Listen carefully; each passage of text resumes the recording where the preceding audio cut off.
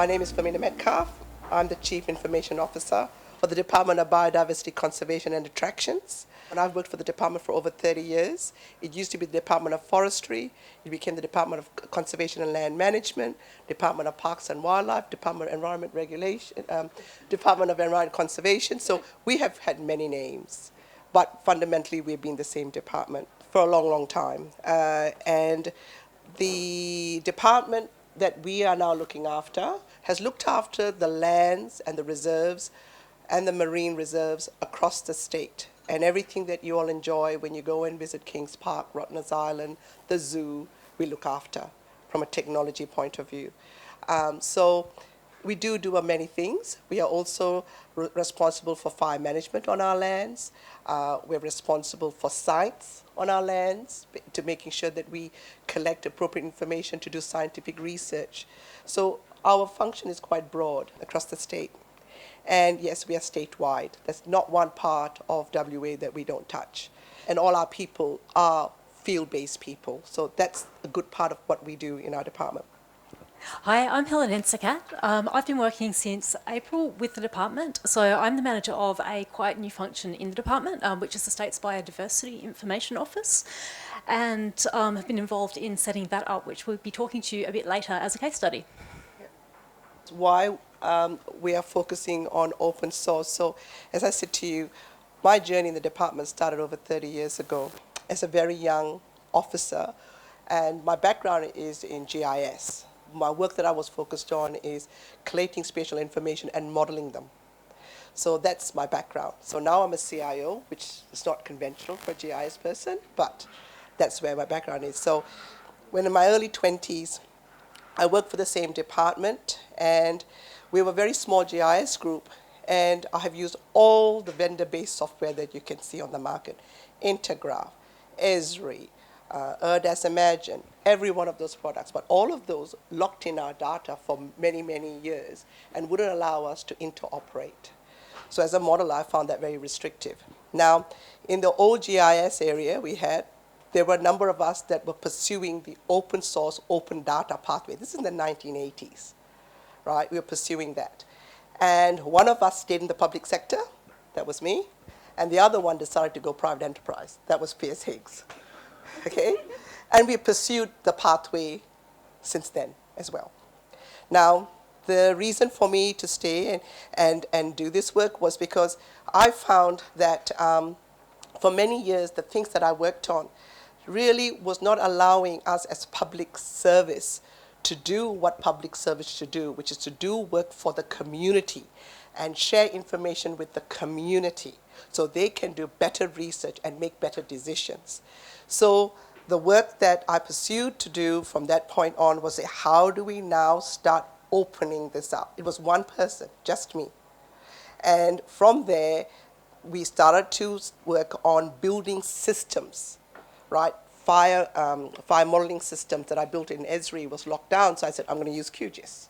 I'm going to use different systems. I'm going to use Postgres, PostGIS. So the first time that we started was a very critical system that we built in-house was the spatial support system, which was a vehicle tracking system to track where all the vehicles for fire management was in the state. We were the first to do it out of all the public sector agencies.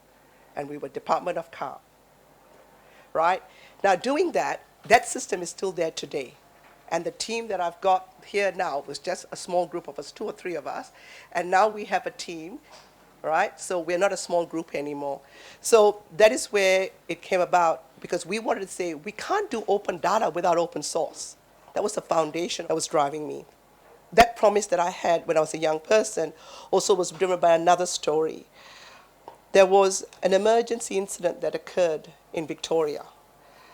A child died because St. John's Ambulance could not find him in a rural setting because the maps they were using in the O Center was not the same as what was in the trucks. And Intergraph was a proprietary-based software, and the child died from asthma, and my son is a chronic asthmatic. And I used to remember being in hospital every month, and I realized what that parent would have had to go through for not having the same information. So from that point, I decided no information is going to be locked in, and it has to be made available for emergency services staff to use. Sorry, I'm emotional. Sorry about that. But that was how it started. It's that the need for us to have information open and have it available. So that journey started, and we started to do a lot of mapping in that area. But now, today, I'm in a position as a CIO to drive that reform further. So that's the story of why we are pushing open source, open data. And I think we have come a long way, and I think we have made good traction. Yeah. So I'm going to tell you a little bit about how I've got involved in this as well and why I'm standing up here today. So I don't come from a tech background at all. I come from a finance and economic modelling background. But when I entered the public service many years ago, I landed in a very small agency that does independent inquiries into really difficult issues that the government wants advice on. And sometimes they were really weighty, like the way we run our prisons, or really contentious, like energy pricing. Occasionally they were really hilarious, like Tony Galati versus potato regulation by the government. So we gave many, many recommendations on these things, and they were all targeted on the topic, except for one thing. In almost every case and every inquiry we did, one of the recommendations we made to government was that we needed to be more open to release data, to publish information about government and the way we make decisions. And that was absolutely consistent across everything that we did over the years. So that pattern is actually what led me to getting involved with the fledgling open data movement in WA. So I was involved in drafting the very first whole of government open data policy with a few of the people who are in the room today. And that was a really wild new idea then, to go to agencies with this idea of open by default, when everything was quite the opposite. And from that, actually convincing agencies to put data on this really fledgling data.wa site that really didn't have very much, and convincing them to come along to events like GovHack and say, no, there are people in this room who want to use your data, you have no idea. So through this journey, I learnt a lot about why data sharing is the right thing to do. So the value of open data, data's magnified in value by reuse, and there are evaluations that have been done around this in the last decade that say the value of reusing government data is literally in the billions of dollars per year. One of the important things to me too is all that data is collected using government funds. So it is our data if there's no safety reason to restrict it. And most importantly, it also creates a lot of transparency around decision making. So it's been a real critical shift in how our sector is starting to think. It's become an invitation to people outside of government to actually collaborate with us, to argue for change with the backing of real evidence when they lobby that we are releasing. It's to use the data to create applications that augment the services that we're providing as a government. And it's also about people out there who can do some really cool visualisations and help people who overcome barriers to visualising and understanding information that the government releases.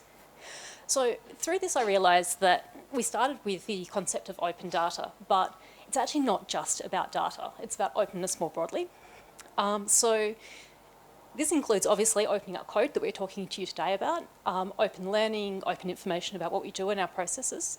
But out of this, I think the reason that I'm here today is because I really believe that if you think that governments and public servants should be working collaboratively with citizens, then you can't actually get to that point without prioritising openness. So it's fine for us to have our stories, but what have we done about it? Personally, what have we done about it?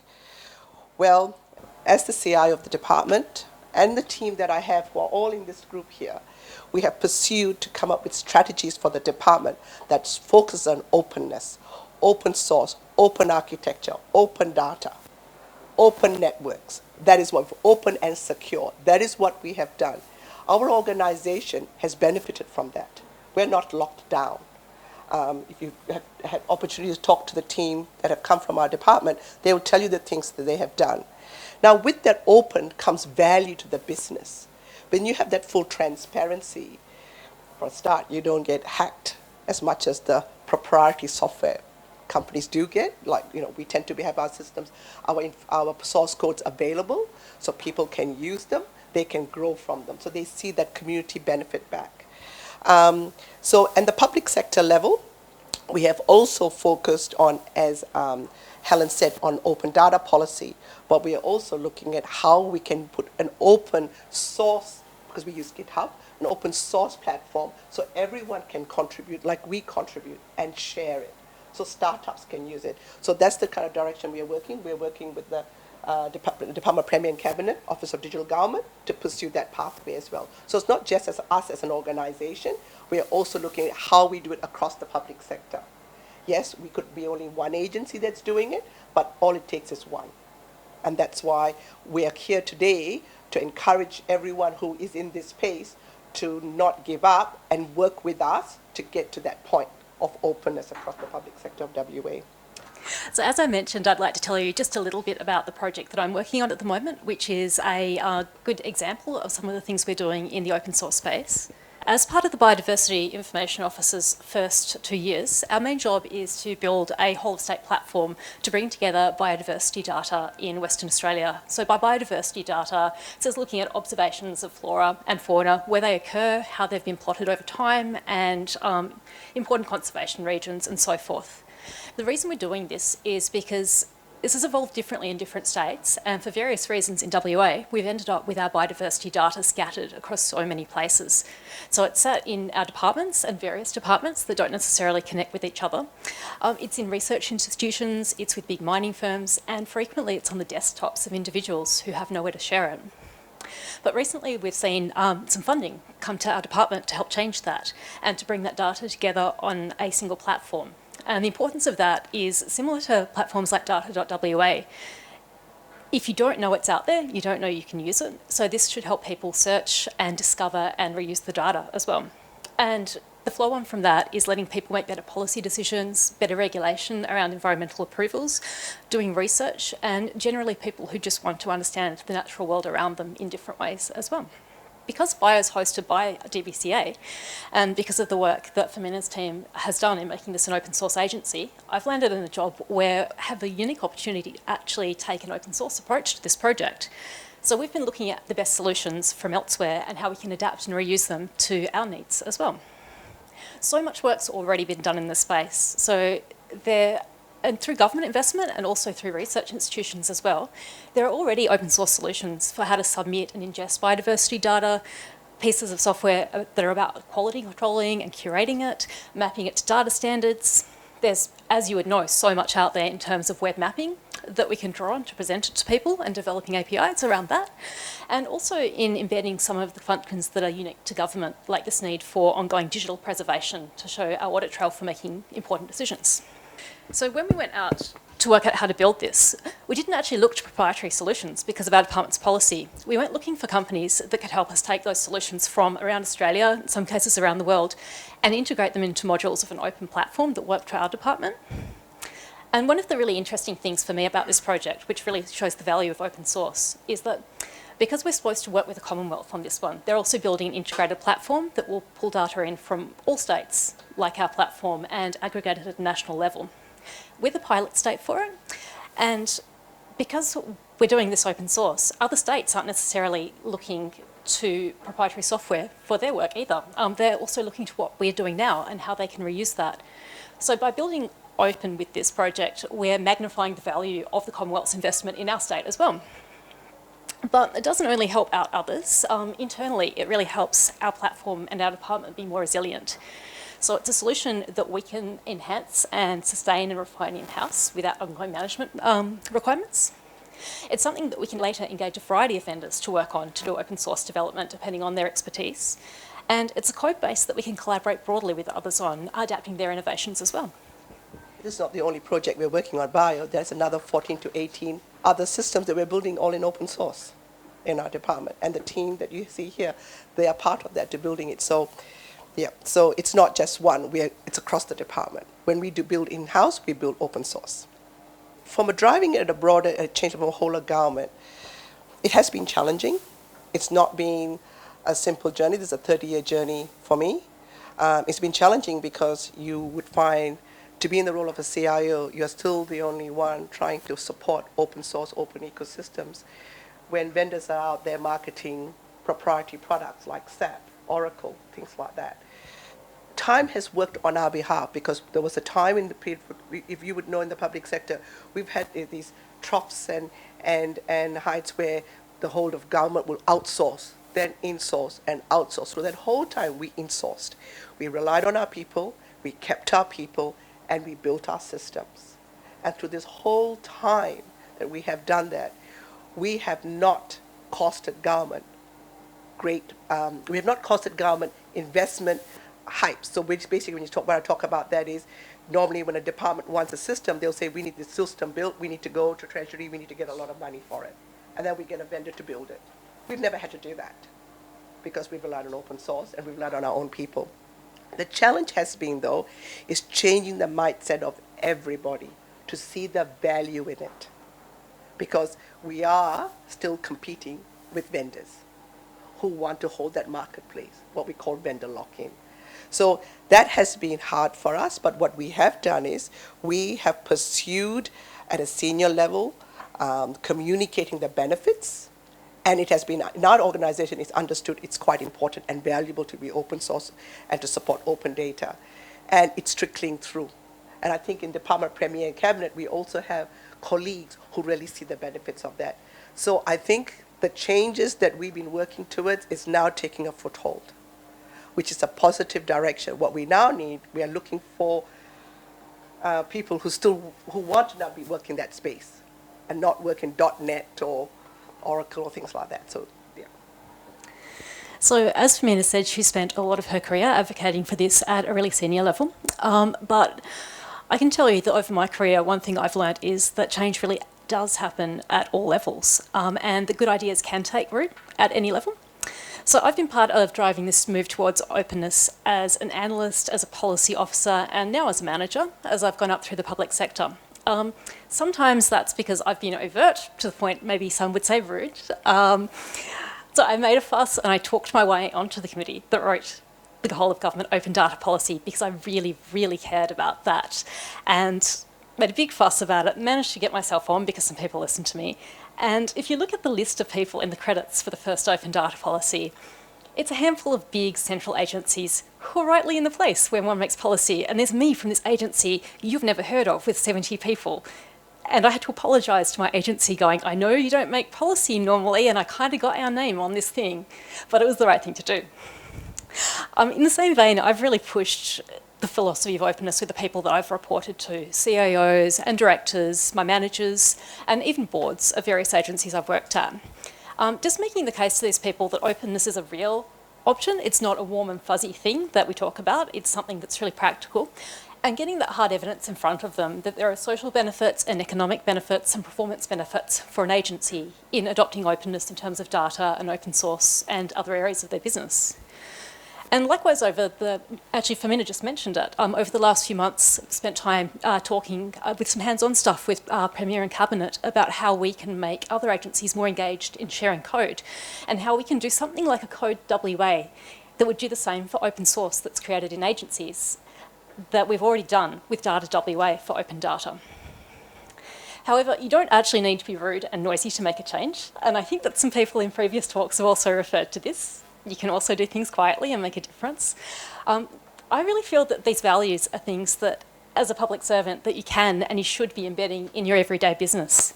So if I have staff who are looking at the vendors that they could recommend to their manager when we're going out to procure, look at open source vendors when you're doing that. Make it an option, make it visible. Get your agency code up on GitHub, your agency data on data.wa, the latter of which is becoming increasingly normalised across the sector.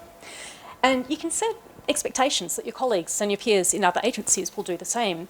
So when you walk in and you say, oh, are you putting that up on GitHub? That immediately asks some questions at the other end and they have a conversation as well.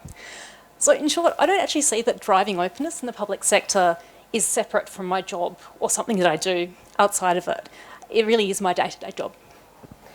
And that's a good point because in the public sector, if many of you aren't aware, there is a governance group in the public sector. There is what they call Director General ICT Council, and there's another group where they have selected CIOs and senior people to give direction on policy and strategy. And I have a seat on that board, on that group. So that is where you can see someone who's supporting and sponsoring open source as a CIO has a seat on that group to sponsor it in that forum as well. So yes, I think that the time for us has come for us to be able to take it further. So, this is a message for you. So what we have shared with you is our story of where we came from and where we are now. But what we now need is your help, all of you. we need you to understand the public service way of getting on board and joining us. If you have a business, please focus on getting yourself on the common use agreement. There's only one company at the moment that has put effort into that, which is Gaia, that is competitive enough to be on there. So we are asking you all, if you have a business and you are putting forward open source, get yourself on the common use agreement for ICT services, because when you're on there, we can use your services. If you are a freelancer, get yourself onto the labor hire common use agreement, talent. So we are now looking for people. We can pick you up from there. Or look at WA job boards. We advertise, and we are looking for open source developers. We're looking for project managers and business analysts that think open source. That's what we're doing. So what we like to do is ask you all to pass on the fact that we as a department, DBCA, a small little department that looks after all the lands in the state, reserves and national parks, we want to go open source and we need your help.